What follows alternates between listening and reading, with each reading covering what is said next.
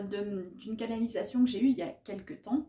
Mais en ce moment, ça revient de plus en plus et avec un grade supérieur. Donc là, ça nécessite une vidéo pour informer le plus grand nombre. Donc dans cette canalisation, j'avais reçu que au niveau des soins des thérapeutes, il est très important de remettre la personne qui demande le soin au centre, c'est-à-dire la rendre acteur du soin. Ça permet d'avoir des personnes qui sont beaucoup plus concernées par ce qui se passe et qui vont être beaucoup plus attentifs dans le temps aux effets potentiels des soins. Par rapport au thérapeute, j'avais reçu l'information que quand vous faites un soin, en général, on va enlever des choses, donc enlever des liens toxiques, enlever des poids qui pèsent ou des choses comme ça.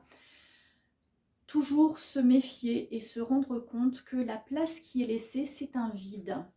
Si on laisse la personne comme ça, cette personne va aller combler ce vide avec de la nourriture, du mal-être, de la colère, parce que c'est ce qui est le plus facile à faire.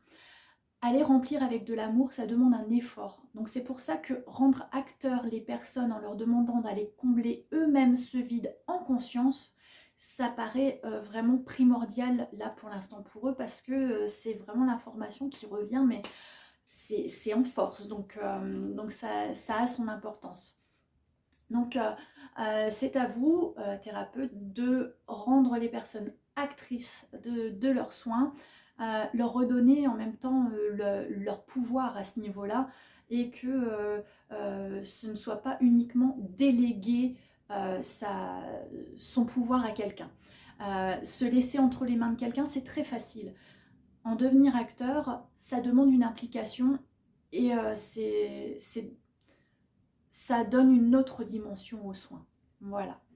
Donc j'espère que ce message sera entendu. Je vous invite, si vous le voulez, à le diffuser au besoin. En tout cas, je vous remercie de m'avoir écouté et je vous dis à bientôt.